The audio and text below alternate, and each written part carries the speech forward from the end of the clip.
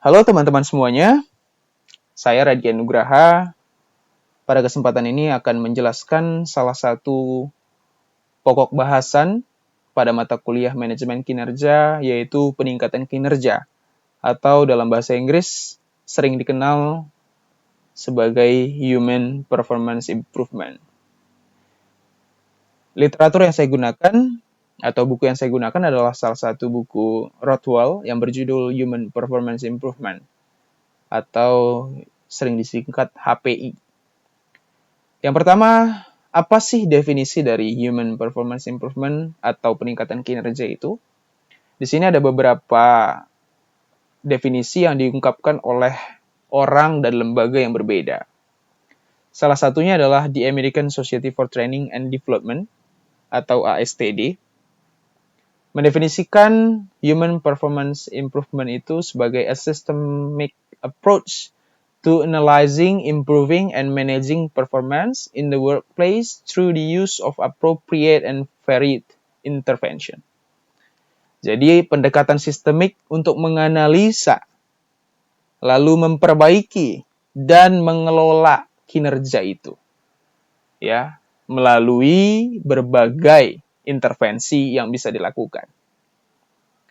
Yang kedua dari Rosenberg, a set of methods and processes for solving problems or realizing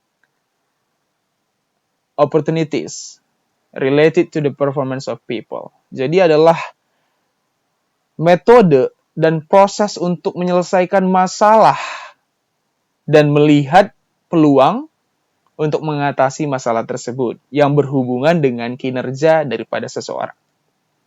Lalu selanjutnya menurut Rothwell itu sendiri, Human Performance Improvement adalah a systematic process of discovering and analyzing important human performance gaps. Jadi, proses untuk menemukan dan menganalisa performance gaps. Performance gaps itu adalah kondisi di mana ekspektasi dan realita itu berbeda, sehingga memunculkan gaps. Ya, jadi a systematic process, proses sistematis untuk menemukan dan menganalisa performance gaps itu sendiri. Lalu planning for future improvement, ya, merencanakan untuk perbaikan selanjutnya dalam hubungannya dengan kinerja itu. Lalu yang selanjutnya, designing and developing cost-effective and ethically justifiable interventions to close performance gaps, yaitu merencanakan dan mengembangkan intervensi-intervensi yang dapat dilakukan untuk mengatasi persoalan kinerja itu tadi, atau performance gaps. Nah, yang selanjutnya melakukannya, ya, implementing the interventions, melakukannya. Dan yang terakhir adalah evaluating the financial and non-financial results. Jadi mengevaluasi secara finansial maupun non-finansial. Nah, jadi secara keseluruhan, Rothwell mengatakan bahwa Human Performance Improvement itu adalah proses sistematis untuk menemukan dan menganalisis persoalannya, yaitu performance gaps, lalu merencanakan perbaikannya, ya. Setelah itu mendesain dan mengembangkan intervensi dan inisiatif yang dapat dilakukan untuk mengatasi persoalan tersebut, lalu mengimplementasikannya dan mengevaluasinya setelah dilakukan, secara finansial maupun non-finansial.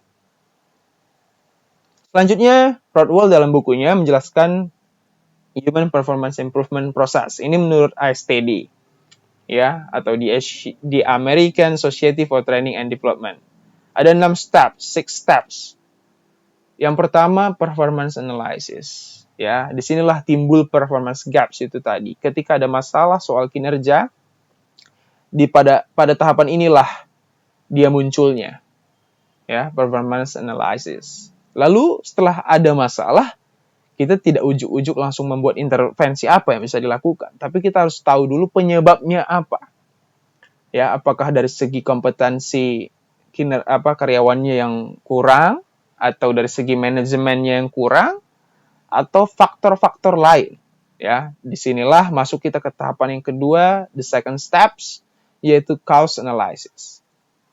Ya. Lalu setelah kita sudah tahu penyebabnya, maka kita atasi. persoalan itu. Kalau tadi soal kompetensi, berarti kita akan lakukan pelatihan dan pengembangan. Lalu training apa yang diperlukan itu berdasarkan cause analysis itu sendiri. Nah, pada tahapan yang ketiga, intervention, kita bisa pikirkan apa yang bisa dilakukan untuk mengatasi itu. Ya, dipertimbangkan juga cost efektifnya, lalu etikanya, secara etisnya seperti apa. Ya, setelah ada inisiatif dan intervensi apa yang bisa dilakukan, maka pelaksanaannya, implementation, setelah dirancang dilaksanakan.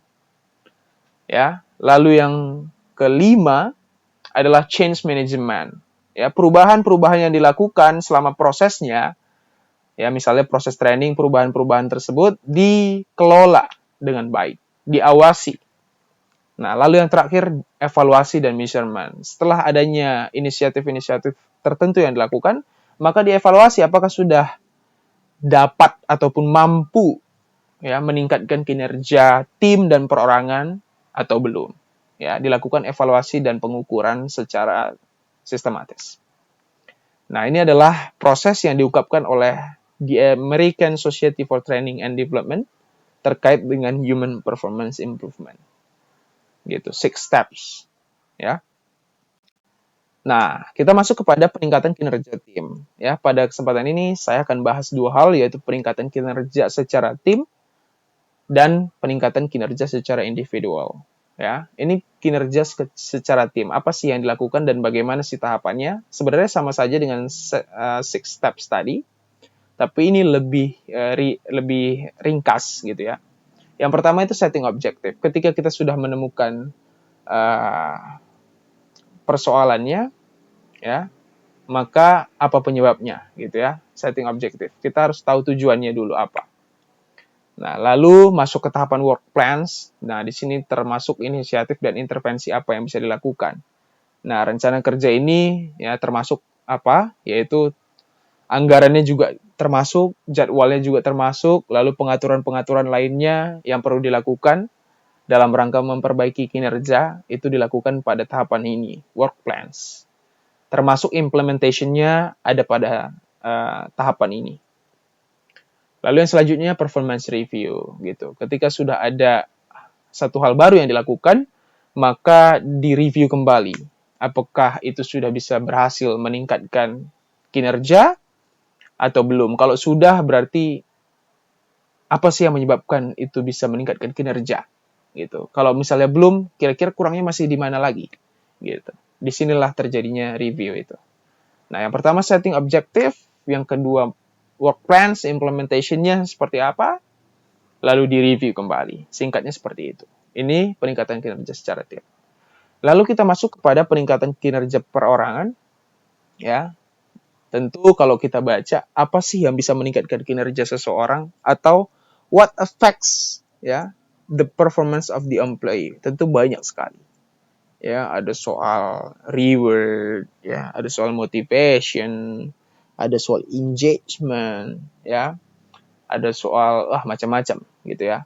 Banyak faktor yang mempengaruhi kinerja seseorang.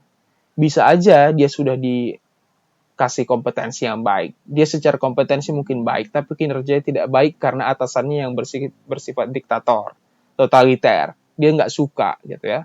Banyak faktor-faktornya yang menyebabkan kinerja seseorang tidak baik, tidak sesuai apa yang diharapkan, gitu. Tapi secara teoritis dirangkum sebagai berikut, ya. Yang pertama itu apa yang perlu ditingkatkan, yaitu kemampuan, skills. Karena faktanya memang banyak karyawan itu, employee, yang tidak sesuai dengan kemampuan yang dibutuhkan oleh perusahaan. Oleh sebab itu, di sini disebutkan meningkatkan kemampuan dengan perekrutan, seleksi, pembelajaran, dan pengembangan. Ya, lebih diperketat ketika selection-nya, atau karyawan-karyawan yang sudah terlibat dalam pekerjaan itu dilakukan pelatihan dan pengembangan dalam rangka meningkatkan kemampuannya. Nah, yang kedua yaitu motivasinya yang perlu ditingkatkan. Ya, dengan pemberian penghargaan ekstrinsik dan intrinsik. Nah, di sini salah satunya tadi seperti yang saya bilang, award. Mungkin perusahaannya tidak pernah memberikan award ketika dia mencapai target. Tidak pernah memberikan bonus. Sehingga kinerjanya bukan malah semakin tinggi, dia merasa tidak puas. Gitu. Kok udah nyampe bonus target sekian tapi tidak diapresiasi sedemikian rupa. Sehingga tidak ada peningkatan kinerja pada masa-masa berikutnya. Nah, jadi yang kedua yang perlu adalah meningkatkan motivasi. Motivasi ini juga banyak ya. Di dalamnya terbagi lagi menjadi beberapa hal. Yang ketiga itu adalah meningkatkan kesempatan dengan menyediakan kesempatan untuk menggunakan, melatih, dan mengembangkan keterampilan mereka. Nah, di sini salah satu contoh yang bisa saya berikan adalah memperbolehkan karyawan untuk kuliah secara mandiri. Itu salah satu memberikan kesempatan. Ya, karena kalau dibatasi kesempatan seseorang untuk memperoleh ilmu atau melakukan sesuatu di luar pekerjaan, terkadang itu membuat motivasi untuk bekerja berkurang, gitu. Ya, meningkatkan kesempatan, termasuk kesempatan untuk menduduki jabatan tertentu yang memang dirasa orang tersebut able, ya, bisa, mampu untuk melakukannya.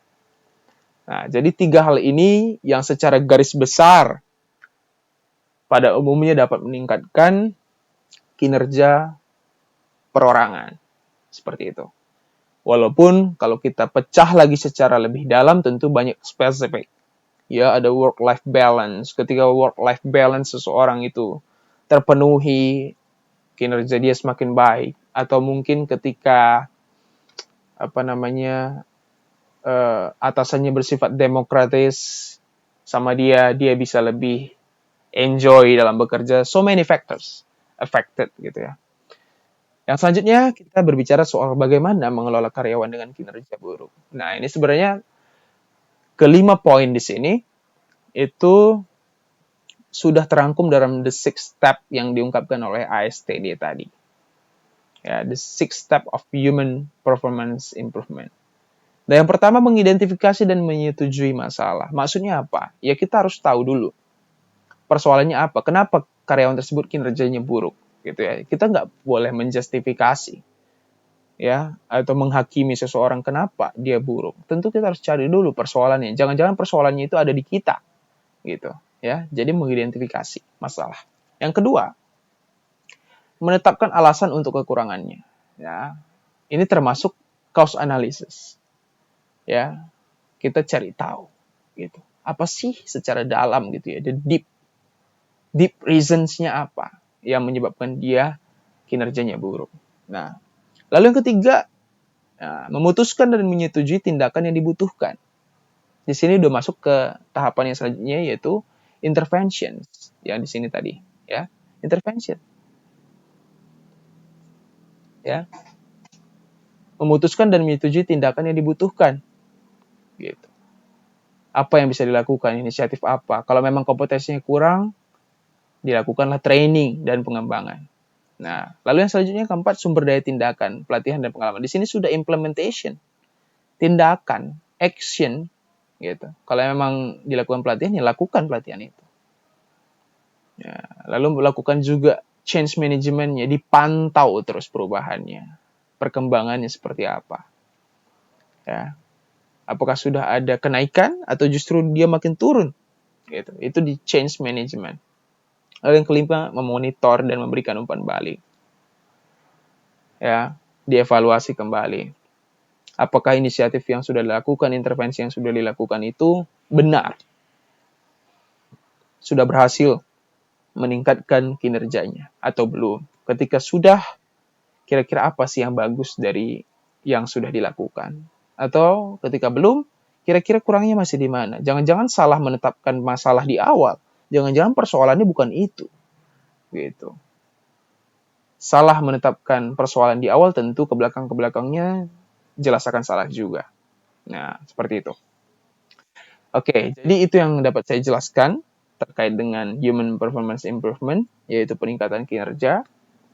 Pada dasarnya, kita harus menemukan masalah. Ketika terjadi performance gaps, perbedaan ekspektasi dan kenyataan, apa yang menyebabkan itu? Ya, penyebabnya di mana? Apakah di individu tersebut, atau di manajemennya, atau di work process-nya, atau dimanapun itu yang perlu di-identification. Lalu kita pikirkan apa cara yang bisa untuk mengatasi itu? Inisiatif apa yang bisa dilakukan? Opsi-opsinya seperti apa? Ya, lalu implementation, lakukan dan pantau prosesnya. Lalu kita ukur nanti di tahapan akhir apakah sudah berhasil meningkatkan performance-nya atau belum. Seperti itu. Kalau sudah berhasil, tentu ini menjadi satu hal yang diharapkan. Kalau belum, mungkin ada keliru ya di langkah-langkah sebelumnya. Bisa saja di cause analysis, ya kita salah mengidentifikasi persoalannya, ya atau mungkin interventionnya yang belum tepat, ya persoalannya di kompetensi tapi kita memotivasi terus gitu, ya tidak menyelesaikan masalah. Nah, atau salahnya di beberapa hal lainnya, gitu. Nah, ini yang menjadi suatu proses sistematis dalam rangka meningkatkan kinerja baik tim maupun perorangan. Seperti itu. Jadi ini yang bisa saya sampaikan. Saya ucapkan terima kasih kepada teman-teman semuanya. Semoga dapat dimengerti dan dipahami. Menambah ilmu dan wawasan kita semuanya. Mungkin ada salah dan kekurangan. Saya mohon maaf. Terima kasih.